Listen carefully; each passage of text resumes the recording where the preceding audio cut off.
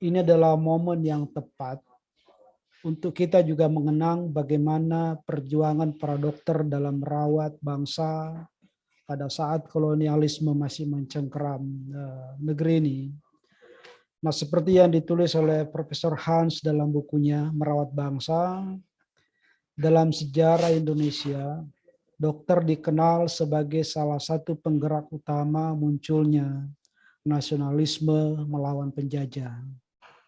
Pertanyaannya adalah, mengapa para dokter di era kolonial ini memiliki peranan yang begitu penting dalam masa pergerakan nasional Indonesia? Nah, Profesor Hans Puls memberikan argumen bahwa mereka, para dokter ini, berada pada posisi yang unik untuk mendiagnosis patologi kolonialisme. This is a term yang sangat saya sukai, Profesor Hans. Patologi kolonialisme mampu mengidentifikasi sifat dan tekanan yang melekat dalam proses evolusi sosial, dan juga dokter ini mampu memberi resep intervensi terapeutik terhadap aturan sosial yang tidak beres.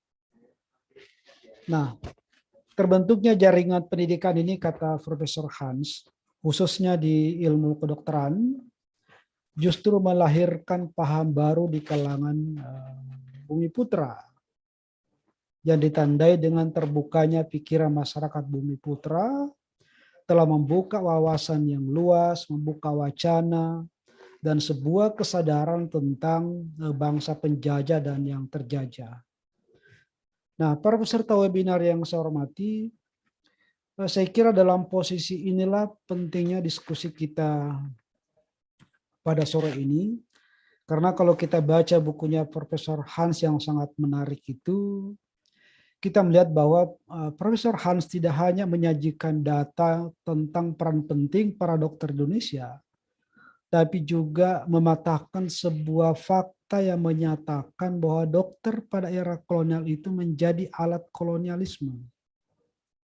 Itu yang menjadi titik poin penting dari buku itu, karena disampaikan oleh Pak Hans, sebaliknya ilmu kedokteran ini justru mengilhami para dokter di Indonesia untuk melakukan kritik kepada pemerintah kolonial karena tingginya prevalensi penyakit di antara penduduk asli dan standar perawatan kesehatan kolonial yang tidak memadai.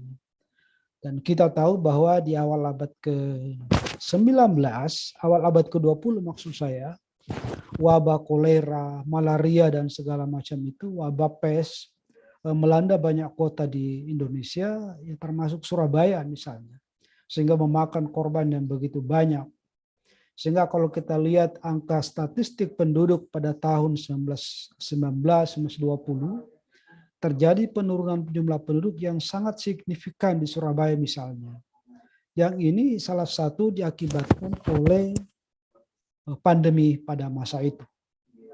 Nah, saya kira sore ini kita mendapat kehormatan yang luar biasa dari Profesor Hans Puls, menyiapkan waktu untuk berdiskusi bersama kita tentang bagaimana pergerakan dokter pada waktu itu. Oleh karena itu, saya juga pada kesempatan ini berterima kasih kepada penggagas, yaitu Development Study Club, dan juga Mbak Tiara Triana yang menginisiasi diskusi kita pada sore ini. Saya kira itu saja yang saya ingin sampaikan. Selamat berdiskusi, selamat mengikuti kuliah ini sampai selesai. Saya akhiri, selamat sore, Assalamualaikum warahmatullahi wabarakatuh. Waalaikumsalam. Thank you for Sarkawi Husain. Thank you for the excellent introduction to the history of the doctor movement in Indonesia. The next event was the presentation of the material by Mr. Hans. I invite him to. Selamat sore. So, Maaf. I will present in bahasa Inggris karena bahasa Indonesia saya sangat jelek. Saya harap it is okay.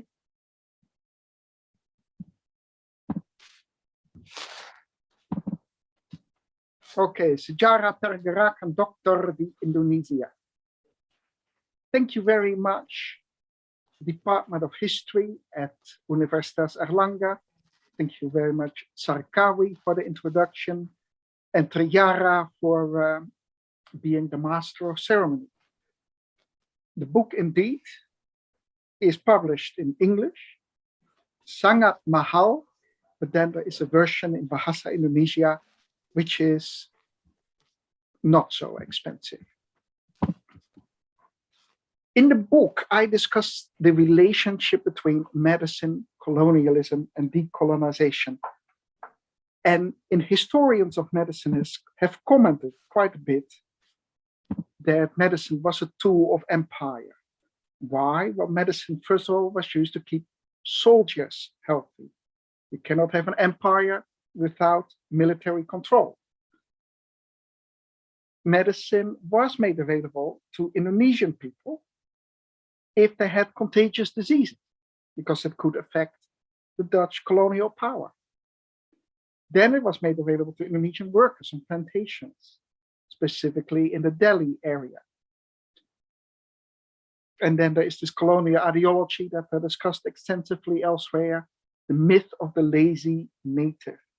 That is, Indonesians don't take initiative. They need the Dutch to inspire them, to tell them to work. These stories are well known, and I hope you discuss them in your history courses. In this book, I talk about a different story about medicine and decolonization and how they are related. In my book, I give a history of the Indonesian medical profession. Now, there are books about the history of medical profession in the United Kingdom, in Germany, in the United States. But there's hardly anything about the medical profession in formerly colonized nations. There is histories in elite nations, but what about a nation like Indonesia? What does medicine look like in the transition from a colonial state to an independent nation? And I will soon tell you that the medical students in Indonesia were enthralled by science, by modernity. And this is the development club, right? Is this the club Perkembangan atau Kebangunan atau of awakening? These phrases have been of profound importance in the Indonesian nationalist movement and after independence. Medical students believed in modernity, development, and science as a way to get there. Secondly, physicians were a colonial elite. Among Indonesians, they were the highest educated until about 1924. Most extensive education, and also an education in science, which was very uncommon at the time. Well, there might be a colonial elite, but the medical profession was a dual profession. That is, there were elite European and Dutch doctors with medical degrees from universities, better degrees, better salaries, better positions in the medical system. And then the Indonesians who had degrees from the Stovia and the NIAS. In these physicians, secondary degrees, secondary positions, lower salary. Many Indonesian doctors were very upset about this, and they strove for emancipation, for equality with Europeans. And the last factor I will emphasize is that in the analysis of society at the time, there were lots of physiological and evolutionary metaphors. Now, if you think about European or American thought, it's like, yeah, because those ideas were common sense. In Indonesia, this was not the case. For Indonesians, it was the doctors who knew about these metaphors from their education. Now, you all know, of course, the Stovia, or the Dr. Jawa school. Today, the Museum Kebangkitan Nasional in Jakarta. And this is where many of the famous Indonesian nationalists went to medical school. And you can see Museum of National Awakening today. But so many historians have emphasized what is going on in Batavia and Jakarta. Surabaya was a very important location for this type of nationalist activity. Here, this is the NIAS, which is today the Facultas Kedokteran UNER. Also a very important nexus for nationalism, for activism. And at the bottom, this is Makam Dr. Sutomo, one of the most important nationalists in Indonesia. So historians tend to look at Batavia, Jakarta, but I think it is really good to look at both and compare them. When doctors imagine the nation, my colleague Borg Anderson has argued that the clinic and the laboratory should be added to the sites where nations can be imagined. And I hope you've read the work of Benedict Anderson, Imagined Communities, talking about how the new nation of Indonesia was imagined in the classroom first. In the Dutch classroom, where all these islands that make up Indonesia were represented on the map as one area. Before that, Indonesians thought of themselves as Javanese, Batak, Achenese, Moluku. But for the Dutch, they were pretty much all subjects of the Dutch colonial state. And it's that identity that Indonesian nationalists embraced.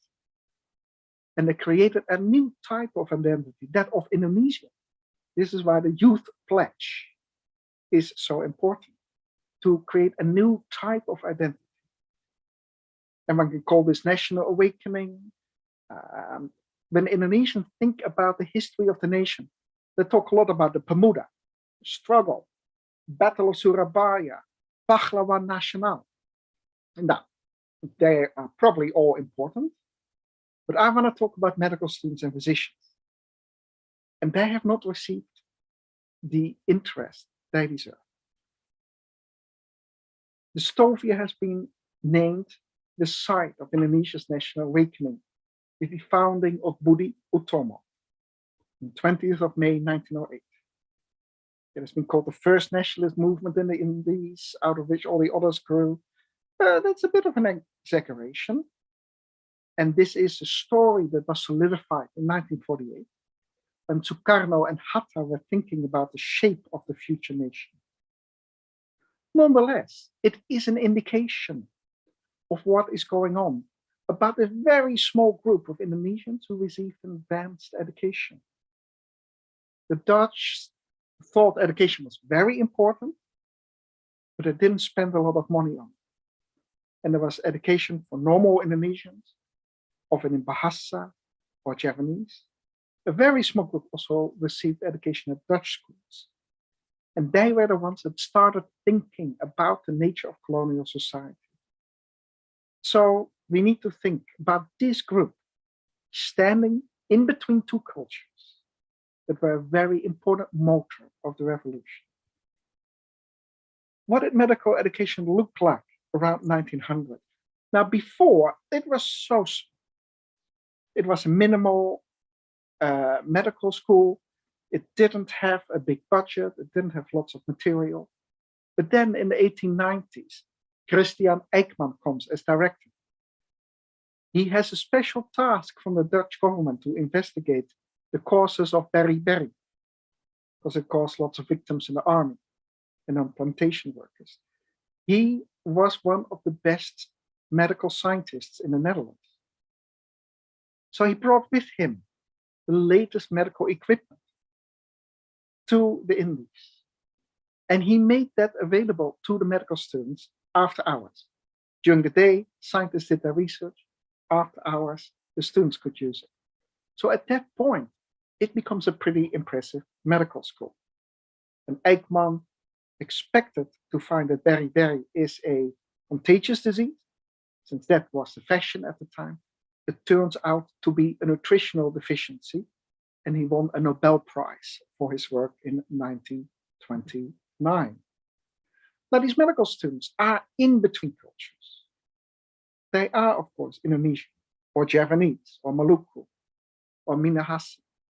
But they're also very interested in Western culture, because from the West comes science, from the West comes medicine, and the road to progress and development comes through science and medicine and technology. So at school, they have a very strong shared identity as future doctors. Now, both at the NIAS and Astoria, these students spent 10 years together. Many of them could not travel back to their families. They would enter medical school at the age of 13. This is very young. So that shared identity becomes very, very important. In that shared identity, the ethnic identity is not very important, but it gets superseded by something that ties all these groups in the Indies together. Here's a picture from the Stovia, and here you see that's in between character. The Japanese students do have the sarong and the head thing.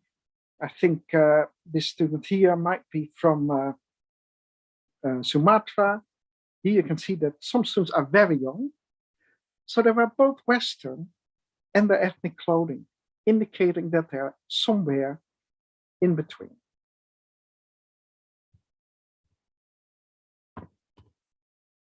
And here you see some more pictures of the Stovia. The medical students founded all these youth organizations, Young Java, Young Sumatra, Young Minahasa, Young Ambon. And that together is called the Pergerakan. And here you see, this is in Salatiga, a teacher's college for future teachers. And the students here display all the future activities that are expected of them.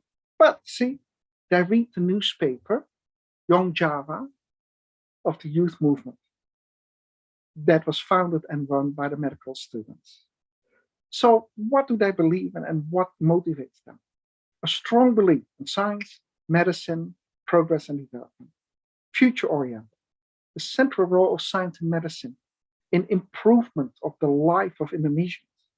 But science was also a new way of seeing the world, with physiological metaphors, the diseases that plague the social body, or metaphors of evolution, that the process of social evolution, just like the process of natural evolution, you cannot stop it, but you can foster it through education. And then a way of looking at society, both at the micro and the macro level, or a diagnostic vision, diagnosing the diseases of society. Cipto would at some point say that colonialism is like a cancer. The only way to deal with cancer is to cut it out. And he said, unfortunately, the politicians in the Volksraad, the colonial parliament, don't have medical training, so they don't know how to do it. It's a very interesting way of looking at it. Looking through microscopes is looking at reality in a different way by explaining disease in human beings on a microscopic level.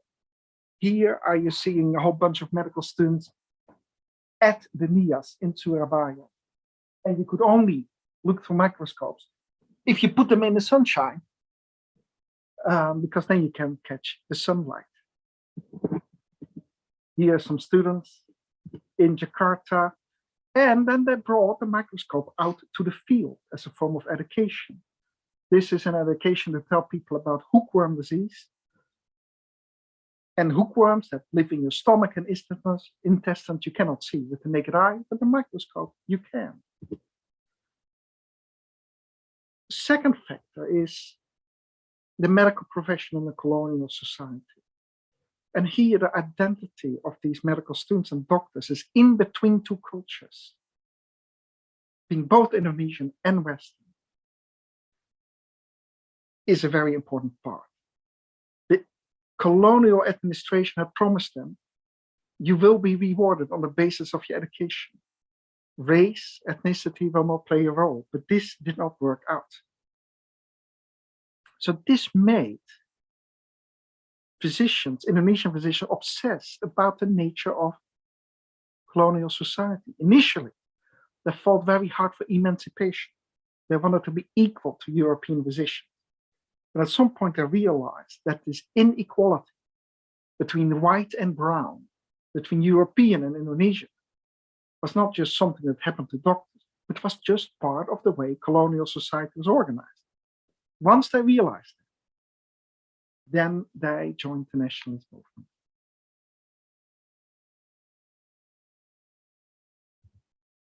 I will discuss a few physician nationalists. Tirto Adi Suryo, one of the very first ones. And Pramudia Anantatua, of course, wrote the Buru Quartet about it. And we have seen the first book being put in a movie about Minke before he goes to medical school. He grew up just outside of Surabaya. And the nature, what is the title of this movie? Just released about 2-3 years ago. If you haven't seen it, by all means watch it. He dropped out of medical school, became a journalist. And newspaper he edited was Medan Preyai, very critical of the colonial administration. The colonial administration didn't like it, exiled him, and he died a very young death. Abdul Rivai, very well known, graduated from Stovia in 1895, was not happy that the Indonesian medical degree was inferior to a European medical degree, so he goes to the Netherlands to study medicine. In the meantime, he founded a newspaper to tell Indonesians about the rest of the world. He got his medical degree, returned to the Indies, became an army physician, and he realized that despite the fact that he had the same degree as his European colleagues, he was not treated the same way. He's very upset about this. And then when the Volksraad, the colonial parliament, started in 1918, he was elected and was a member for 6 years and criticized the colonial administration for its lack of investment in medicine, in education in general. He fought for university in the Indies. So he did not fight for independence. That's only later, because he thought Japanese societies is very hierarchical, with a few very wealthy priai on top and lots of poor people at the bottom. According to him, democracy does not come out of Indonesia, but from the West. He wanted to adopt certain characteristics from Europe. And you can see here in his outfit, 3-piece suit, that definitely is a European outfit. Here, the Bintang Hindia, the newspaper he founded, advocates very strongly for education and the responsibility of an educated elite to bring about change. Cipto Mangunkusumo is, of course, extremely well known, and Suwardi Suryaningrat as well. Specifically, when he turned 40, he took on the name Ki Hajar Dewantara. Cipto founded the Indische Partij. Suwardi joined. It was the first group ever to advocate independence. Cipto also joined the colonial parliament, was very close to Sukarno when Sukarno was still a student in Bandung, but then he was exiled to Banda and, well, had to stop participating in political life. Suwardi dropped out of medical school, but then he founded the Taman Siswa, which I think is still very much around, because he felt that Indonesians, or at least Javanese people, should know about their culture and should be educated not by a foreign power, but by Indonesians themselves. Rajiman, now this is quite interesting because Cipto is quite radical, left-wing. Rajiman is very conservative, especially when he became court physician at the Solo court. And then he was called Dr. Kanjeng Raden Tumenggung Rajiman Vidyudiningrat. And he said, nah, Western culture, nah, that's all right, but we need to strengthen our own culture in a way to incorporate Western elements. But for him, Javanese spiritualism, communitarianism, and traditional law were far more important. So one lesson to draw here is that these doctors did not have a unified perspective, but many different ideas about the future of the Indonesian nation. But what they had in common was the medical education and the idea that as doctors, they had a special responsibility to shape the Indonesian nation. And here we have Sutomo again. And of course, all of you from Surabaya know all about Sutomo.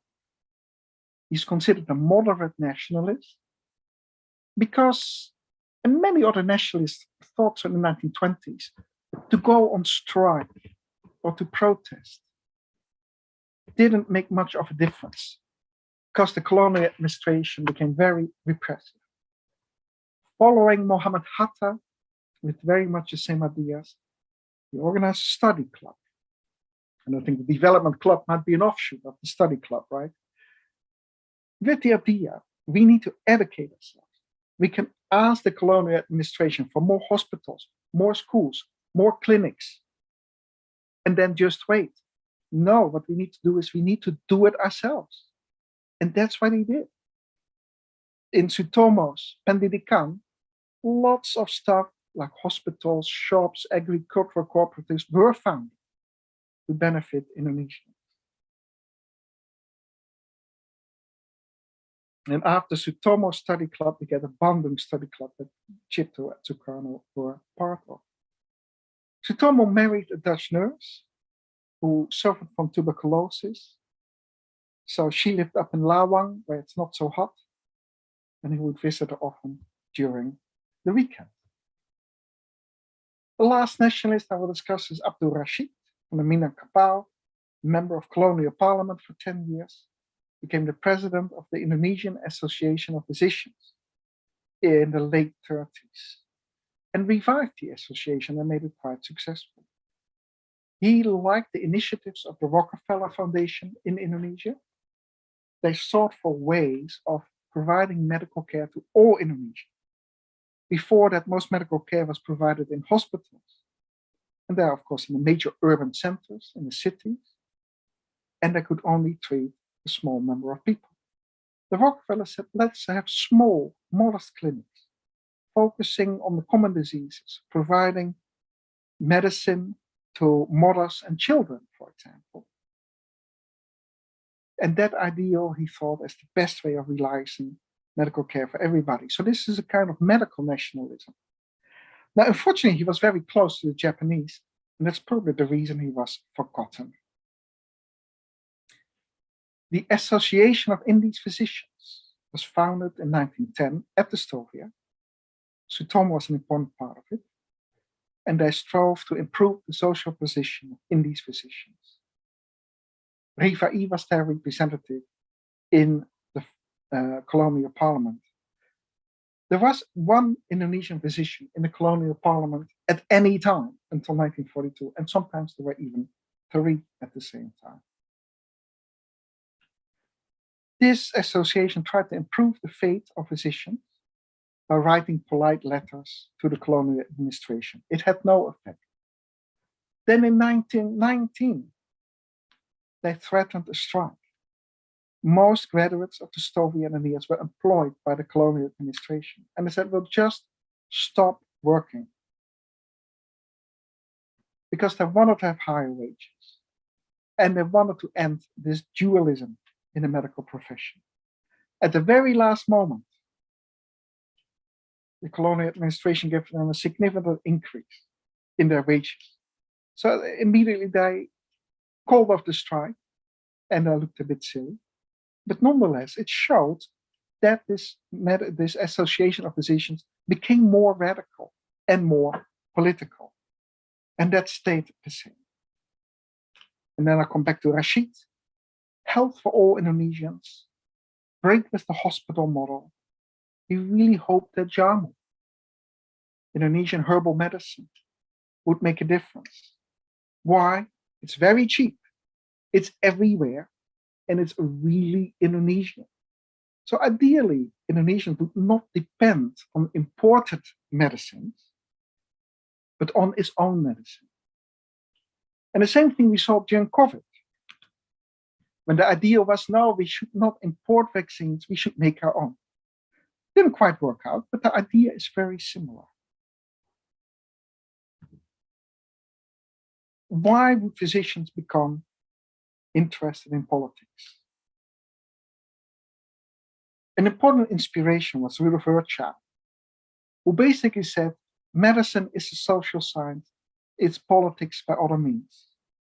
He had to write a report for the German government talking about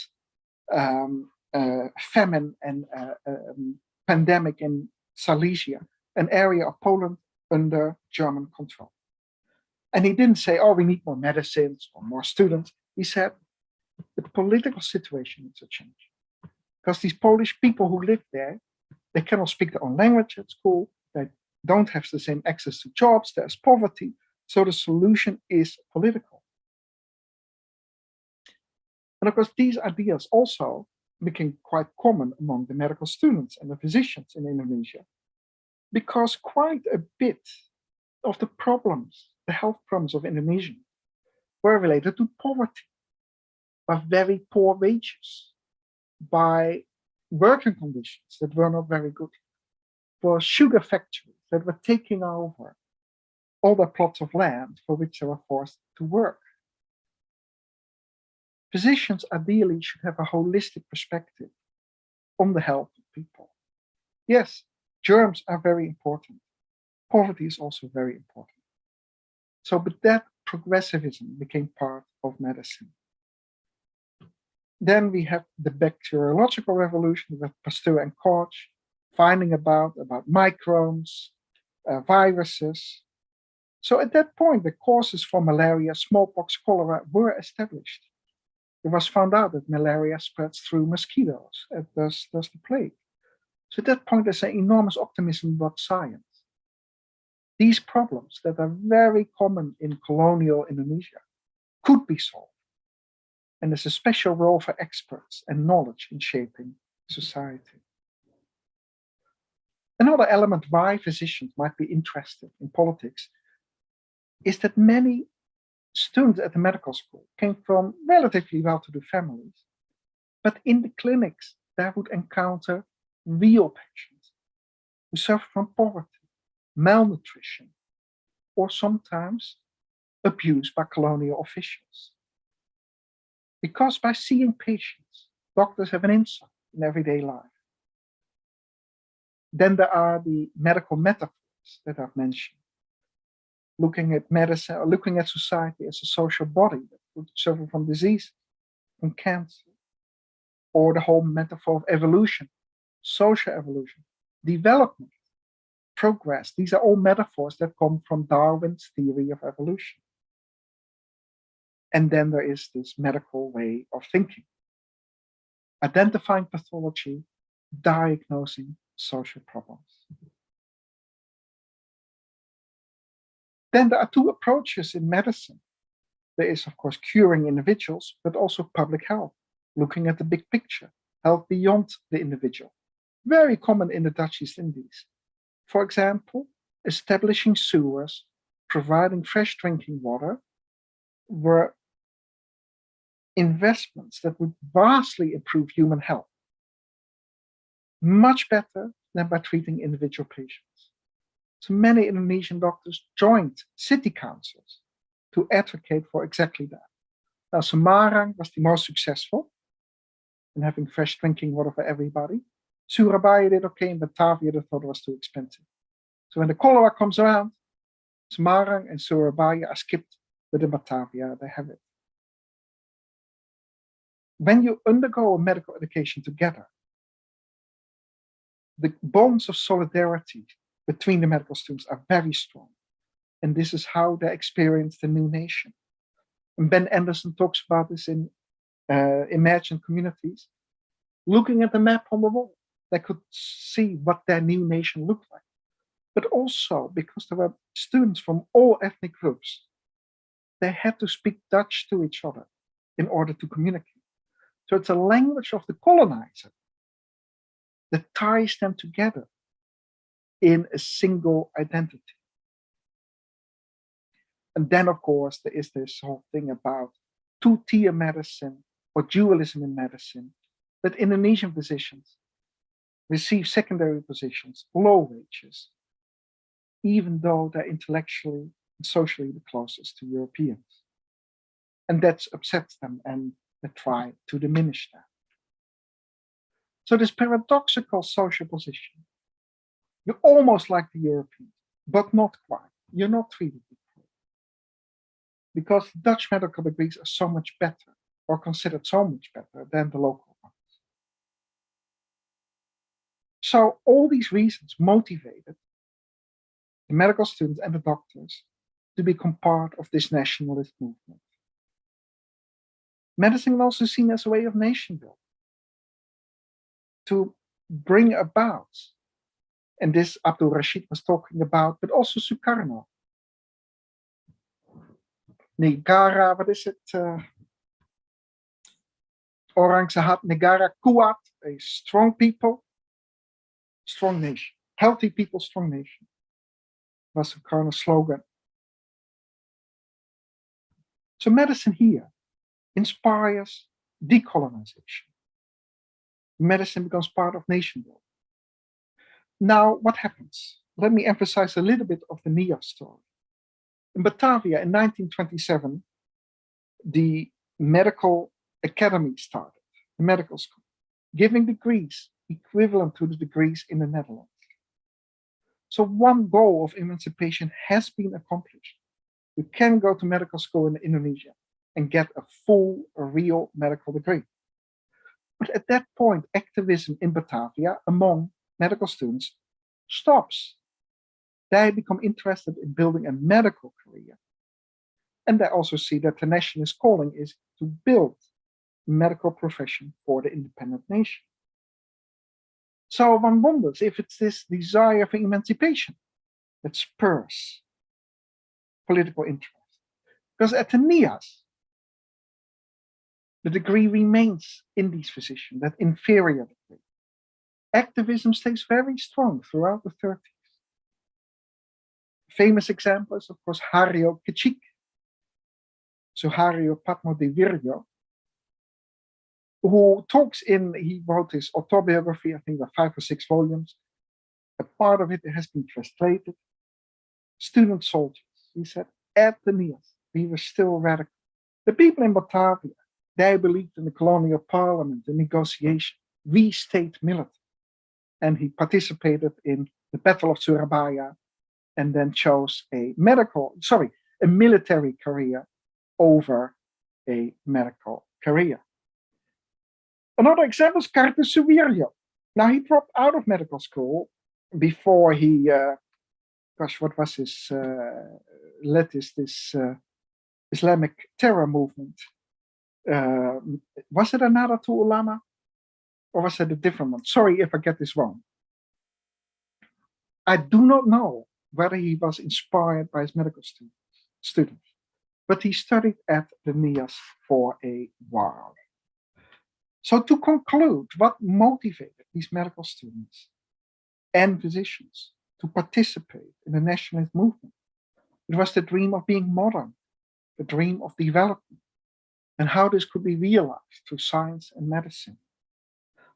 And that became combined with the dream of being Indonesian, to realize that novel identity that they had experienced at school, that despite all the differences of the hundreds of ethnic groups in Indonesia, the hundreds and hundreds of languages, a vast country, but I realized, look, we are all in it together, being subjects of the Dutch state, being colonial subjects.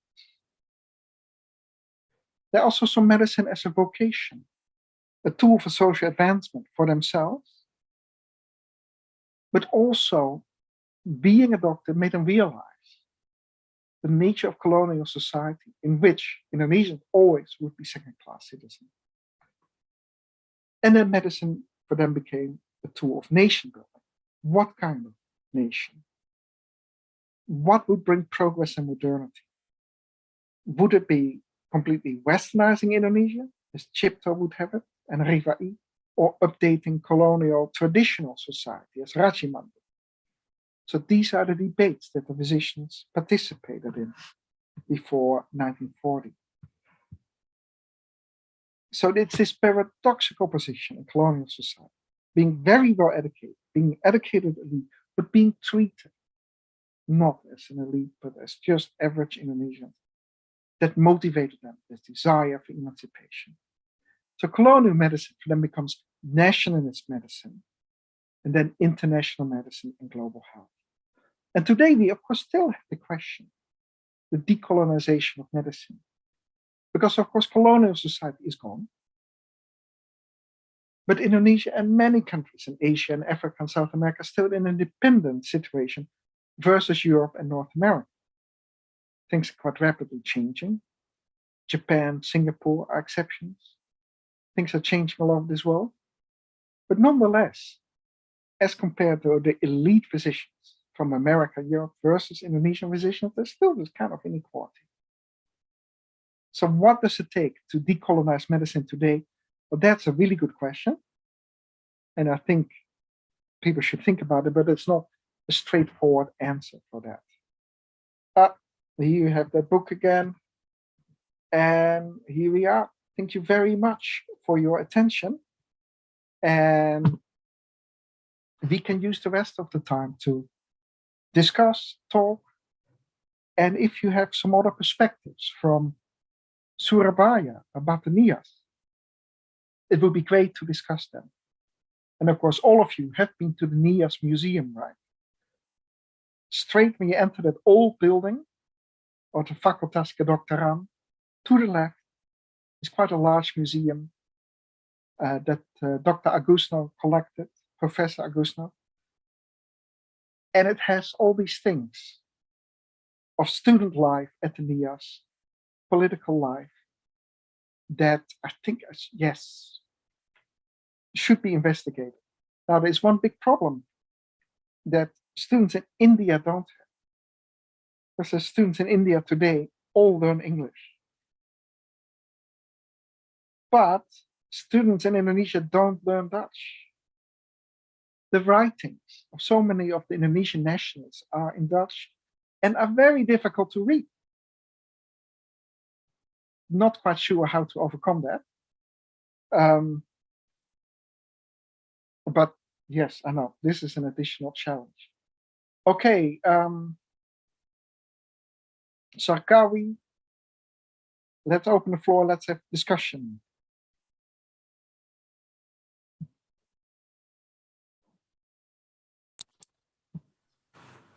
Thank you for the excellent presentation of the material regarding the history of the doctor movement in Indonesia. So many friends in here excited with discussion. I already have some question. First from Joko Skumasher, can on microphone with on camera to ask question.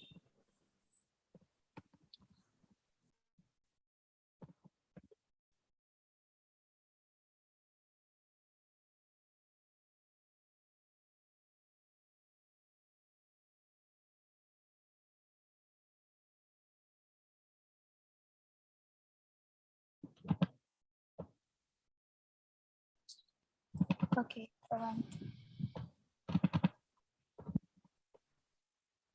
from Joko Skumasher, how can be the relation of medical education with the national movement or national struggle? What books influence their talks that lead them to have political consciousness of independence, freedom, struggle, and revolution? Because surely it's not something they learn it in medical classroom. We are there any certain keywords in medical field when they word their talks and national struggle at the time. Okay, let's put it this way. There are two explanations. One is that there were for the longest time the highest educated students in the industry. So when Sutomo says in 1908 with Budi Utomo. Education is the most important part for improving the nation.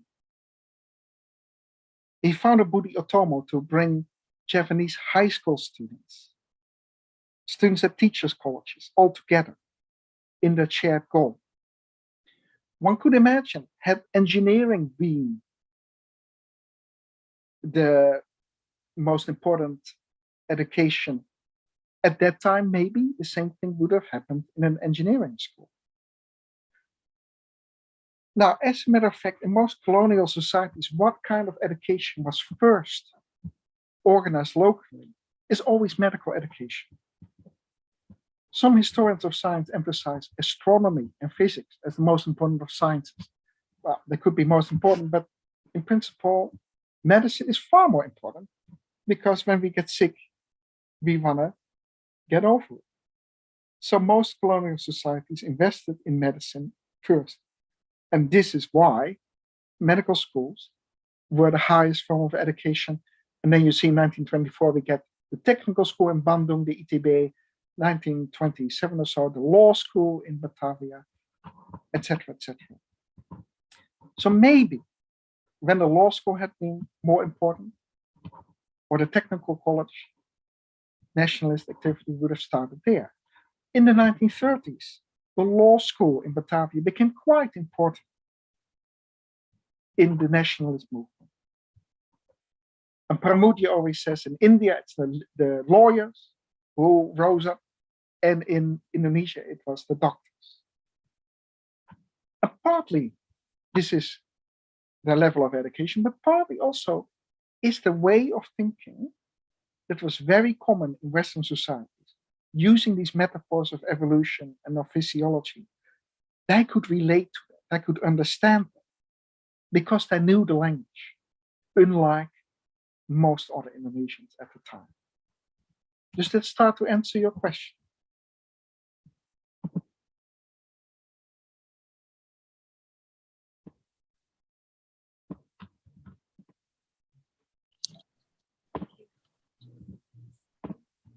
Acceptable, friends.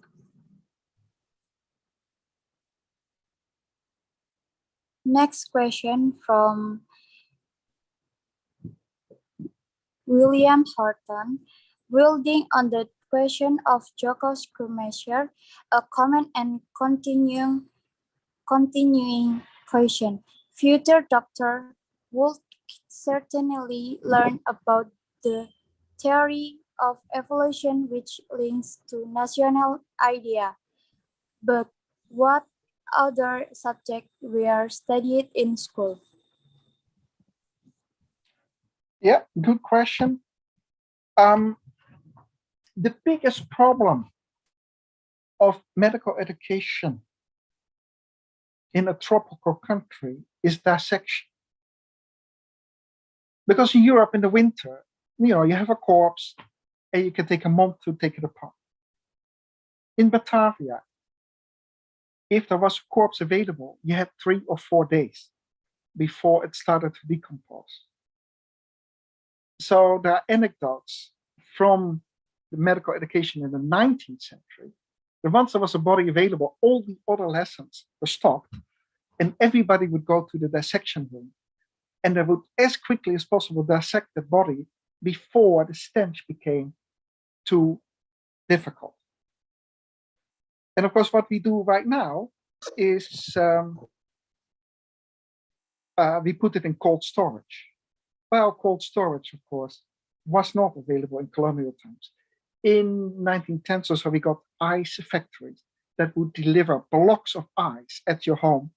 And the ice box, the koelkast, was the place where things stayed cool because there was a block of ice. But it wouldn't really work with human corpses. Now, in 1904, they were able to do this with formaldehyde. They would pump it into the arteries, and then you could keep the corpse much longer. So very important medical schools, dissection, getting to know human anatomy. But in the 1870s, they had a skeleton at the Stovia. They also had some papier-mâché models of the human body, lots of illustrations. But that was about it. After 1900, microscopy becomes very important. But other stuff that Indonesian students hadn't learned in European high schools is physics, chemistry, all these kind of things. So all of that made together the medical curriculum.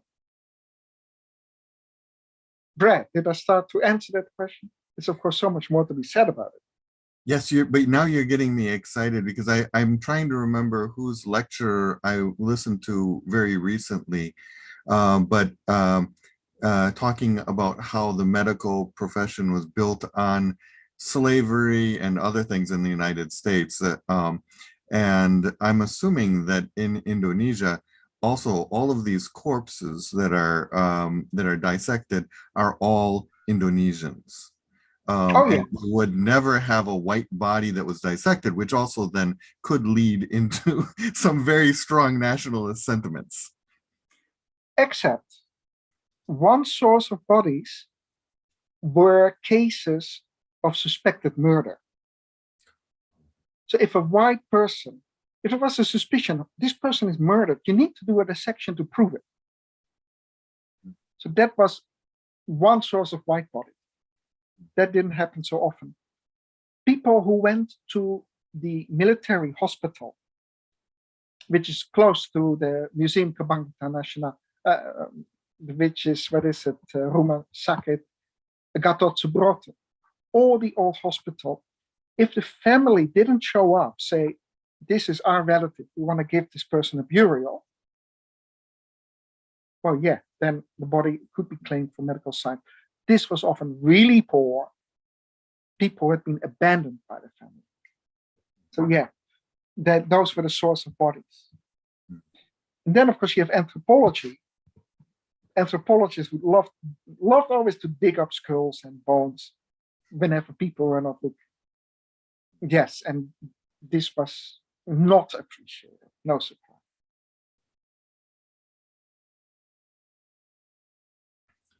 Thank you, very interesting. Let's throw it to the next questions, I think. Yes.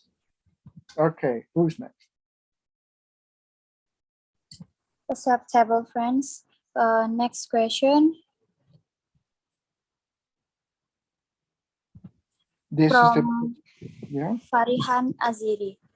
What made Doctor of Bumiputra wanted the same curriculum with their Dutch counterparts in Netherlands, where it led to Janus Kunich,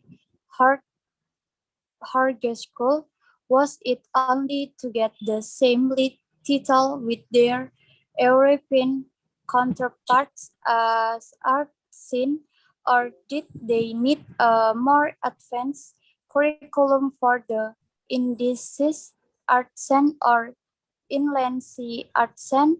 Such demand, what was it for the sake of national struggle or only for title? The second question, was the international association among Sofia graduates also become one of the factor in national struggle? The first question is really important.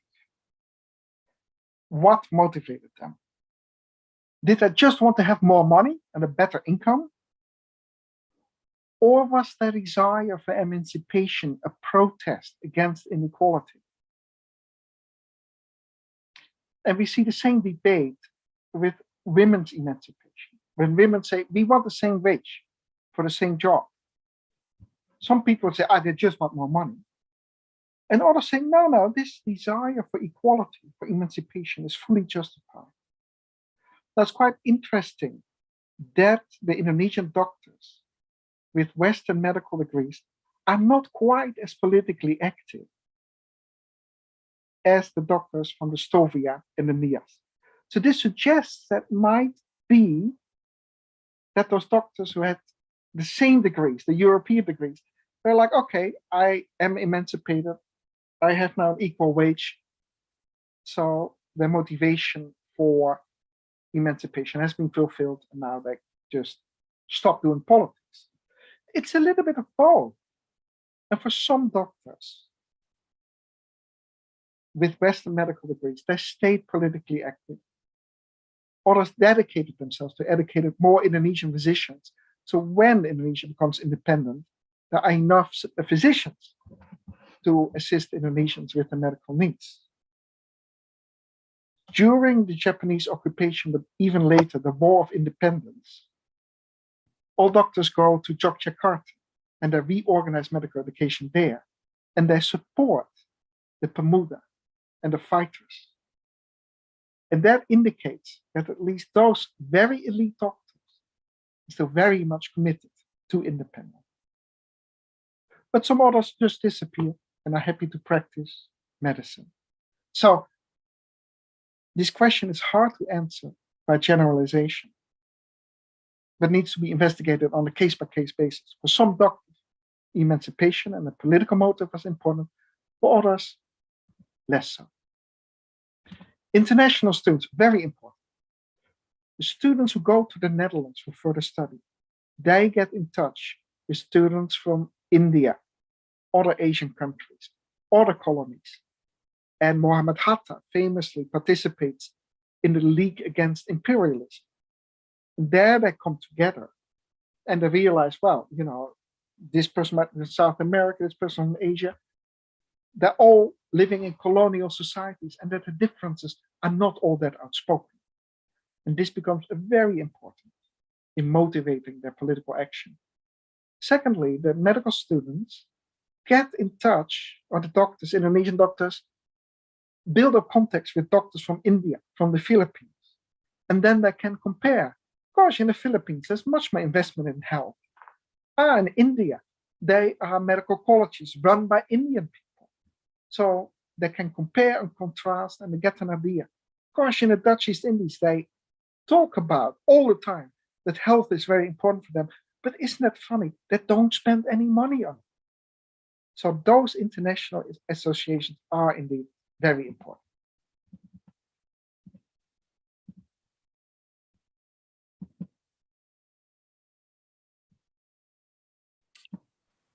Next question from Reza. Who would you say the first doctor who saved or enlightened about the injustice in India? Was it Abdul Rifai, Wahidin, Rajiman, Cipto, or Sutomo, or perhaps someone else? Second question, is there any book recommendation about Sofia student lifestyle at the time? The first doctor, that's really hard, right? Wahidin, a retired Dr. Jawa, very much versed in Javanese culture. His goal was to find money so that more Javanese boys could get an education. That's hardly radical. The first generation of doctors, like Abdul Rifai, did not talk about independence. That only came in the 1920s, except for Cipto, very radical. He already spoke about this in 1913. So I don't think it is a really good question to talk about who was the first one. There were many of them, and they all advocated something slightly different. So it's really important to keep in mind that these doctors had many different opinions. The doctors from the Minahasa, for example, thought independence is a really bad idea. Because as a religious minority, they thought that a unified Indonesian state would not work out for them. Actually, Muhammad Hatta was, for the longest time, interested in a federal Indonesian state with high levels of independence of the different regions. Others advocated a unitary state. So there were all kinds of solutions in between. So I think historically, yes, Wahidin was the first one to try to get an interest, but not in revolution or independence, but just in more education. And only when he went to the Stovi and spoke to Sutomo and his friends, did he find a receptive audience. But at that time, Abdul Rifai had already left to the Netherlands. and had already started to write the Bintang Hindia. And he did not advocate independence, but also, just like Sutomo said, we need more education for Indonesia. And his area, the Minahasa, was very eager for education. There is a story that anyone who learned a little bit of Dutch from the Minahasa area would open up a school. And the number of petitions to the colonial administration for new schools from the Minahasa was stronger than anywhere else. And this could be that the Minahasa was the center of modernist Islam, which believes that Islam and science are compatible and not opposed to each other. So that could definitely have inspired them for the strong interest in education. So that is for Abdul Rifai. Rajiman was the adopted son of Wahidin. Strong interest in Japanese culture, and also far more conservative, especially when he became the court physician of the, Pacabuono or the other one, I forget. And he seemed to embody the more conservative side of Wahidin. So hard to say who's the first, but let me say, maybe not ask who's the first, but the diversity of these doctors, because it reflects diversity in a nationalist movement. And in so many Indonesian books, history books, the idea is that any Indonesian in colonial times, from the moment they were born, aspired for independence. And that is, of course, not quite true. Independence only became quite important in the 20s and the 1930s. But in the 1930s, you couldn't really openly talk about it. But there were many other ideas about independence. Now, maybe 100 years from now, maybe some kind of association with the Netherlands.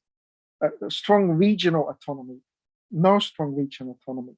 So that diversity has not been emphasized in traditional historical research in Indonesia, and I think, yeah, it should be investigated more closely. Reading books for reference regarding the lifestyle of Stovia students and NIA students. A very important source are the student almanacs. Both the Stovia and the NIAS published quite a few of them with information about this is where you take your classes, but also discussions about this is the typical outfit of a Stovia student. That we refer each other to a couple of tailors in Batavia, where you get that really nice European outfit, nice white shirt, jacket. But there are not that many copies around. And of course, they're all written in Dutch. And it's interesting that the medical profession as a whole adopted Bahasa Indonesia very late. Because they all had their education in Dutch. They spoke to each other in Dutch. And many of them said only when the Japanese came in 1942 and speaking Dutch was against the law, they suddenly had to learn Malay or Bahasa Indonesia. And many doctors throughout the 50s would speak Dutch amongst themselves. Hey, even Sukarno would speak Dutch in private. Not in public, of course, no way. So it's quite interesting how, because of their elite standing, they spoke Dutch very well. It was their preferred language, even though they advocated independence and Bahasa Indonesia as the language for Indonesia. For the NIAS, there is the student newspaper, NIAS Orgaan. Now, there are very few copies around. There's some in the Netherlands, there's some at the National Library of Indonesia. There might be a few in Surabaya itself. Again, they're all written in Dutch. So the sources, yeah, they're not so easy to find. And many of them are in Dutch.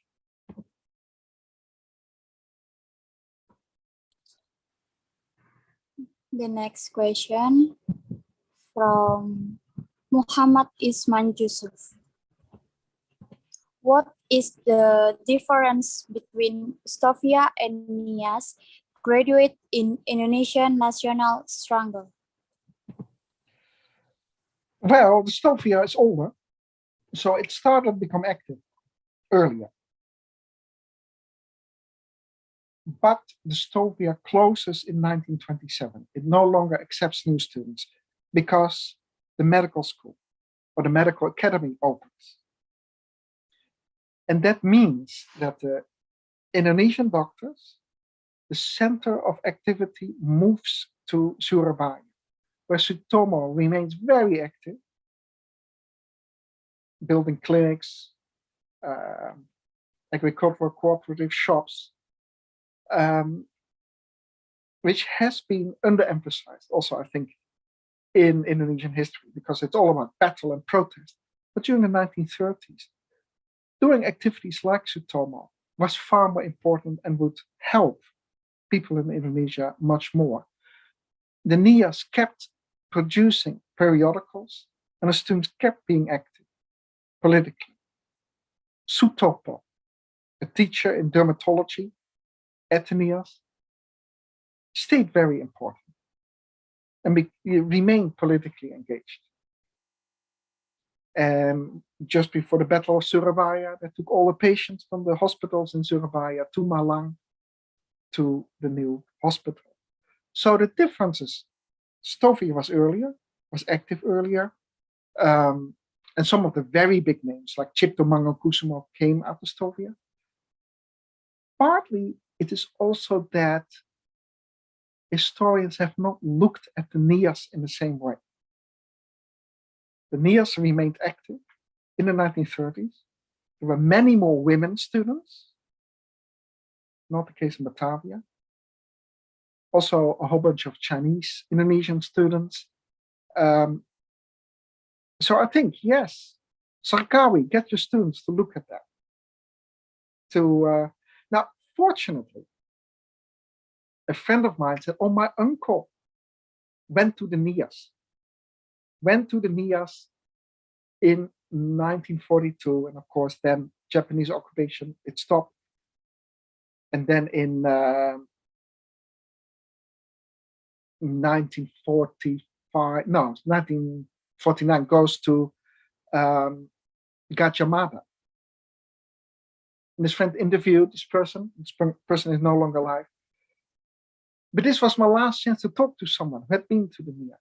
And he said, it's really interesting that NIAS things were far more egalitarian as compared to Gajah Mada. Heartland of Java, very hierarchical. Now, I doubt you can find anyone alive who went to the NIAS right now, but there must be sources. And so many doctors who went to the NIAS, their children went to UNER. And so there are family traditions of doctors who for generations had gone to medical school. So the descendants must still be all over Surabaya, and they might have all kind of stuff at home, or they might know some stories from their families. Sorry, I have to check the question again. Yeah, but there's differences. Okay, next question. Oh, from Amos Sukam. From Bandung. During the colonial period, there were several doctors from Christian or Catholic missionary institutions. Did none of them have any contribution to the nationalist movement in Indonesia? Thank you. Of course they do. And again, this has not traditionally been highlighted very much. Who went to the Stovia? 3 groups stand out. People from Maluku and Minahasa, primarily Christian areas. Why? Because the missionaries built schools in those areas. Indonesians received very good education, and also Christian Indonesians did not have too much trouble being employed by the colonial state, because they kind of felt the colonial state will protect them. The third group was from the from Minangkabau, from Sumatra, where there was a very strong interest in education, but for very different reasons. So in the Stovia, in the beginning, you see lots of students from Maluku, Minahasa, and Minangkabau. for students from Minangkabau and Maluku. At some point, some of those students say, oh gosh, I am going to move to the Netherlands. For example, there's some Dr. Apitule from Maluku, who is also a member of the colonial parliament, very conservative, opposed to the nationalist movement, moves to the Netherlands. But then we have also doctors like Lemena, the Minister of Health, who was Minister of Health from 1948 for lots of the time until about 1965, who opted for the revolution. So you see a bigger split among Maluku and Minahasa students. Some people quite happy to join the revolution, and others who don't feel at home in independent Indonesia and opt to go to the Netherlands. But their contributions tend to be overlooked. And I think it is really important to revisit a part of Indonesian history when divisions in religion, religious beliefs, religious affiliation between Catholic, Protestant, and Islam are overcome to fight for the Indonesian revolution. Who was that Catholic priest from Jogja? Was it Sugio? Who also fought on the side of the revolution? There are many, many more. Again, there's always the question, what happened to the Chinese Indonesia? And standardly, oh, they must have hated the revolution because they made so much money under the Dutch. Way too simple. Because Dr. Un, for example, from Solo, and the hospital is still named in his honor, Rumah Sakit Dr. Un, chose for the revolution. And there are many, many others. And their contributions have not been sufficiently highlighted. Does that help?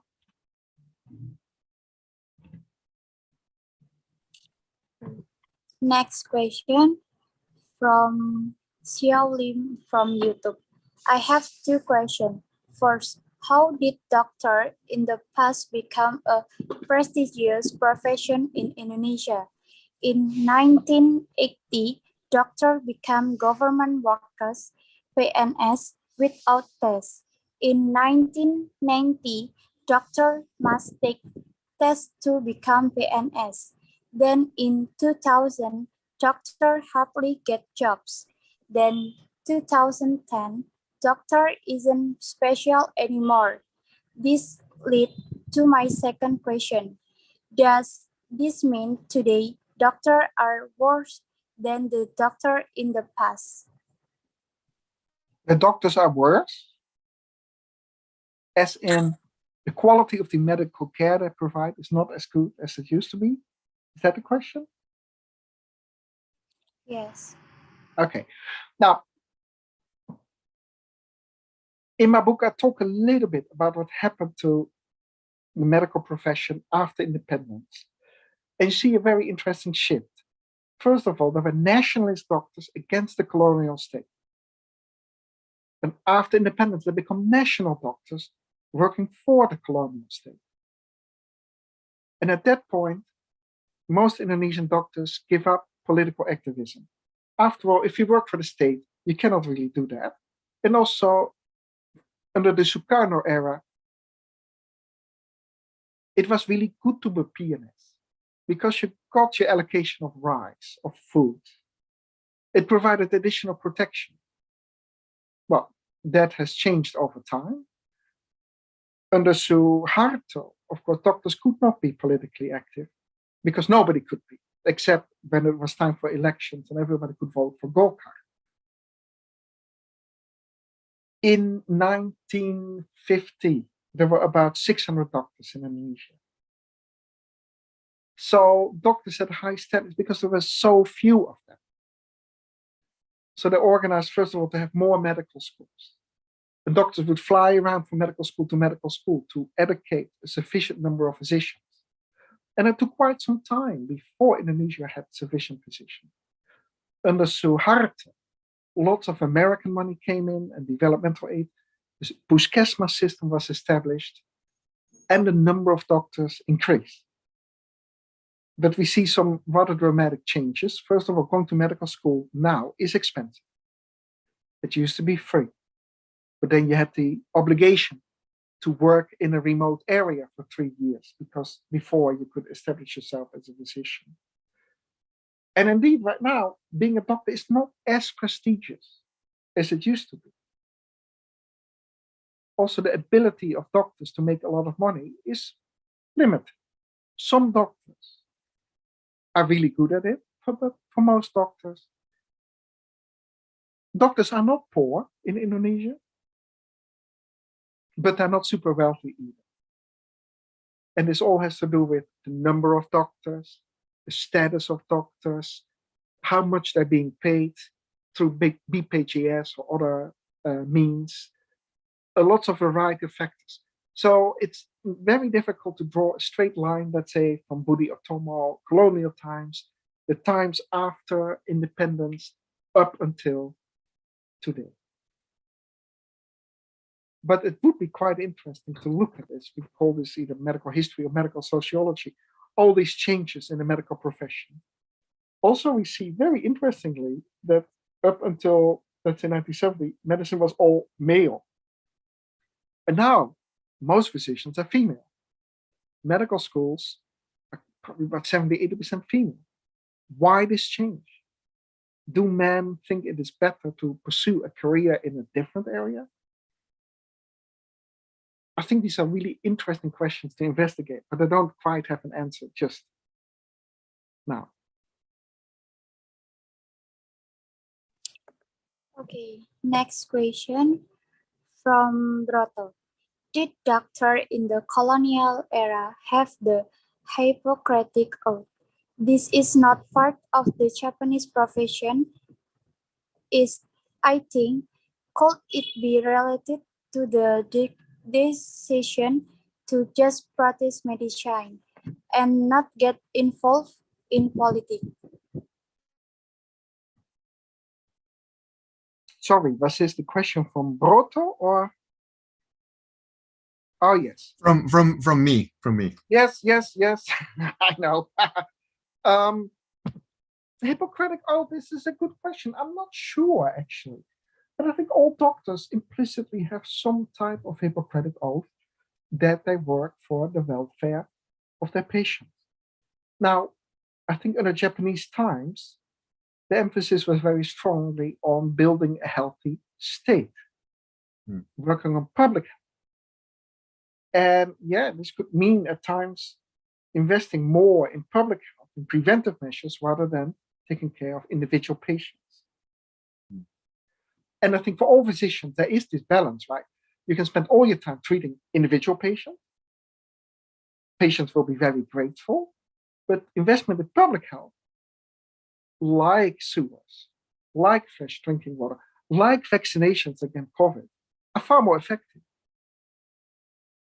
But public health never was a profession that was very rewarding, because the individual patients pay, but if you do public health, then either state needs to provide your salary, and depending on the finances of the state, that was either done successfully or not. So I'm not aware of specific oaths that were given at the time, but I suspect that, well, whatever the oath is, but the emphasis on how this works out, in particular, is quite different depending on whether it was the colonial government, the Japanese occupation, versus the Indonesian independent government. Interesting answer. I think it'll lead into the next question, especially if you keep at least part of the discussion of money going. Yeah. Perhaps the next question will be really interesting. That second part of your question, the decision just not to bother about politics and just to medicine, I have to confess that the greater part of the doctors in colonial times did exactly that. While I have a medical education, I can establish a private practice, or I can work for a plantation or a mine, great salary, and never heard of again. It was a relative minority of physicians who said, no, I'm going into politics. I'm going to protest. I'm going to stand up. And medicine and physicians are not normally known to be radicals or revolutionaries.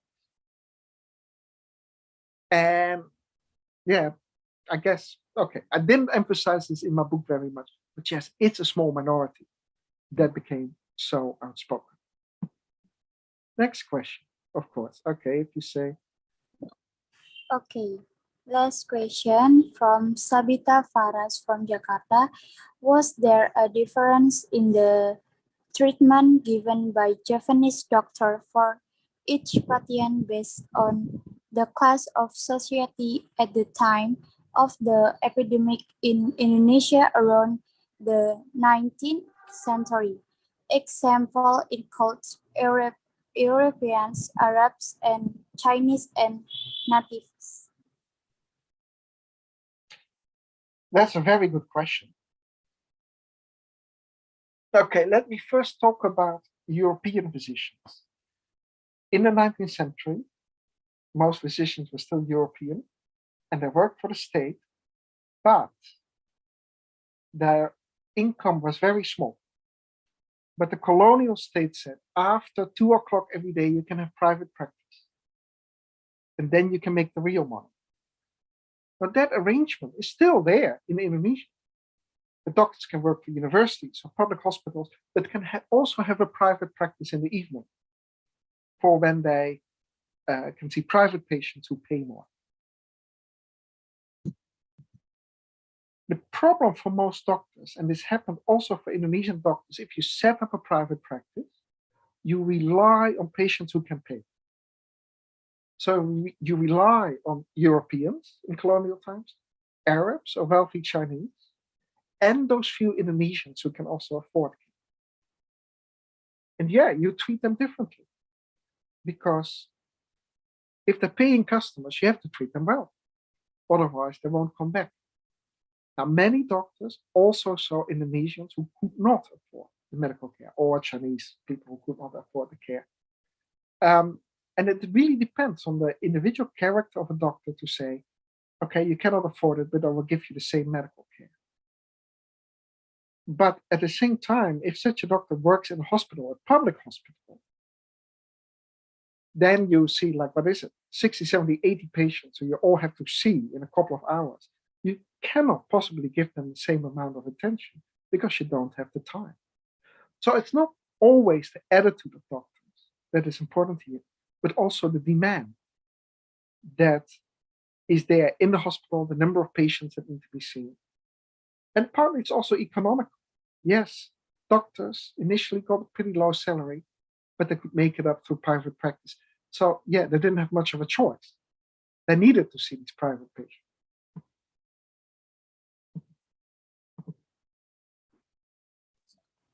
Acceptable friends. Untuk peserta diskusi, silakan jika ingin berdiskusi langsung dengan Prof. Hans, dapat menggunakan fitur raise hand atau silakan langsung menyalakan kamera dan mic.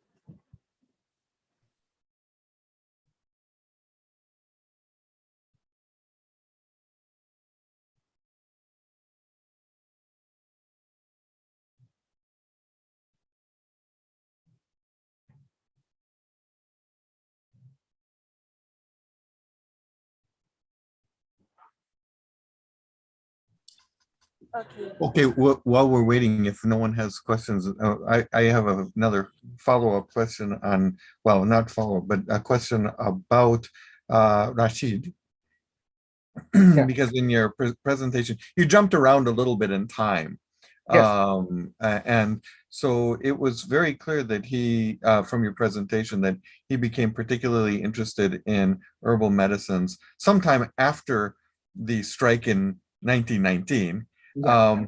But my impression was that the formal activity was first considered around 1938, 1939. And so I'm just curious whether he actually had started to voice interest in herbal medicine or became active in any other way at an earlier point in time, or when we start to see this. No, not much earlier. Most medical students in colonial times really believed that the West and Western medicine was the solution.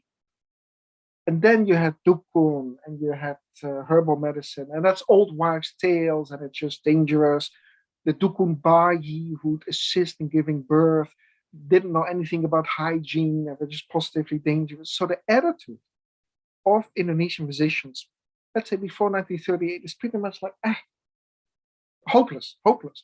We need to get away from that and get to the real thing, the real medicine. And at some point, Rashid started to change his mind about this, because he realized if medical care in Indonesia has to rely on Western educated medical doctors, then it takes another 100 years before you have sufficient doctors. Then he looks at the example of the Rockefeller Foundation, where you have lots of mantris, so assistant doctors, nurses providing the care, realizing, well, the education of these doctors doesn't need to have to be extremely good as they give at the medical school in Batavia, but lots of assistants with a lesser level of education could provide very good care in most instances. Now that is directly against that desire of emancipation among Indonesian physicians.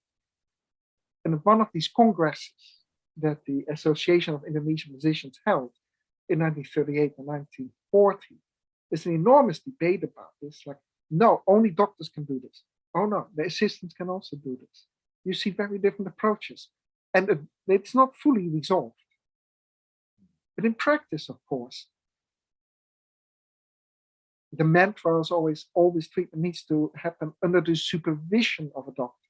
But most care, like today, is given by nurses, by assistants. And in principle, if they don't know what to do, they will ask the doctor. But lots of care was in the hands of other people. So at that point, yes, Rashid becomes interested in jamu, or herbal medicine. And the idea is, first of all, nationalist. In the 1930s, you have a lot of interest in adat law, customary law, that European lawyers have formulated on the basis of some kind of anthropological investigation. Rashid has always been interested in that, for his type of Batak adat. And then he thinks, well, the equivalent for medicine is, of course, jamu. But not the jamu as, you know, the women who walk by the road and sell it in their big bottles, but it needs to be tested. We cannot just rely on it as it is, but we need to test it. And once it is tested, we know it is reliable, and then we can use it. So at the 1938 conference, there are two presentations on jamu. And both presenters are kind of like, yes. In principle, this is a good idea, but they felt really uneasy about it. And then the committee, because Rashid was still part of the colonial parliament, petitions, there should be a committee investigating jamu. It is installed. It continues in the Japanese time. And you see this monumental change. In 1940, World War II in Europe, so German pharmaceuticals could no longer be imported.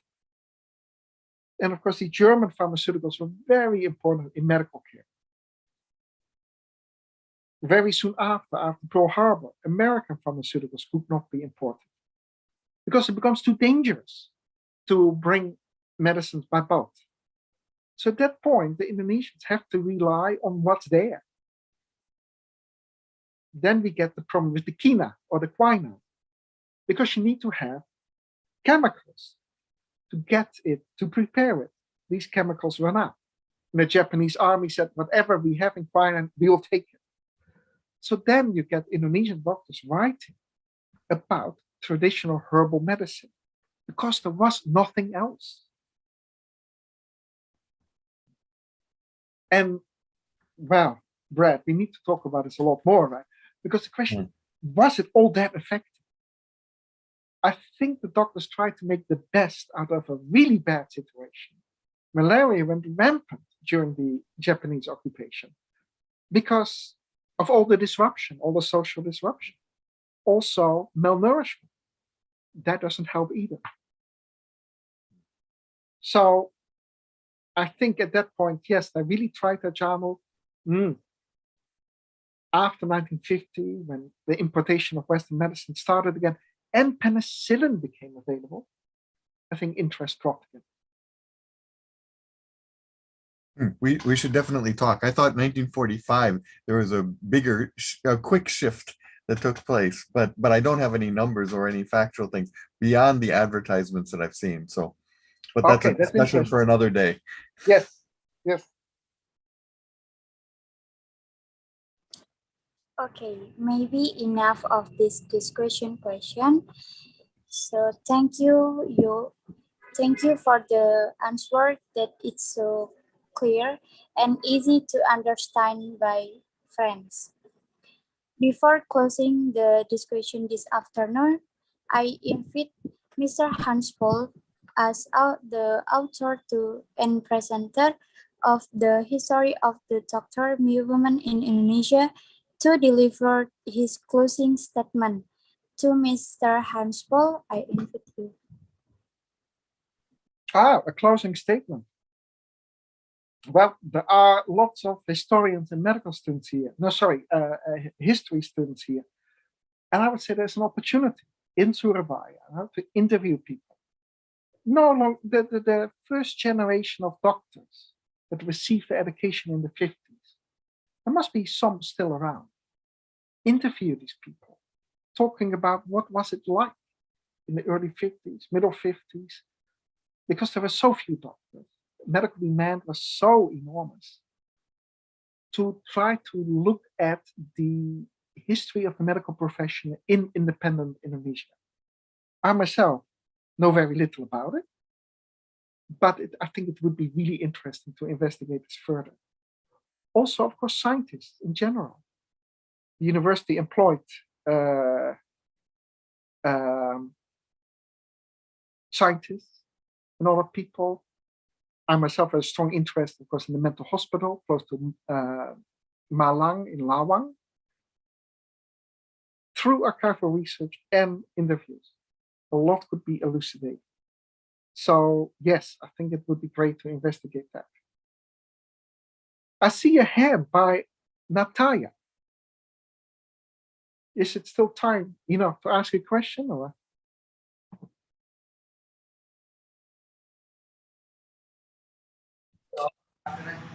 Okay, Natasha KE.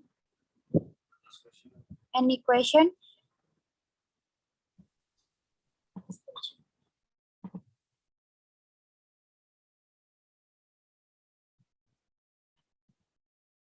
Maybe just a hand. Okay, I can conclude our discussion of the book review this afternoon, discussing Paul's approach to this historical argument centered on the collective intellectual biography of the community of doctor and medical students who were politically involved in the nationalist movement. Instead of a series of individual biographies from start to finish, this book offers structured accounts of the idea, initiative, and careers of this prominent member of the medical community. In my opinion, the three most interesting chapters of Northern Indonesia are the second chapter, which discusses the development of the medical community through indigenous medical school institutions. The fifth chapter, which discusses the political implication of debates in colonial psychology. And the seventh chapter, which discusses the impact of the Japanese occupation on the medical profession and their subsequent political role. That's all the discussion, the history of the doctor movement in Indonesia to this afternoon.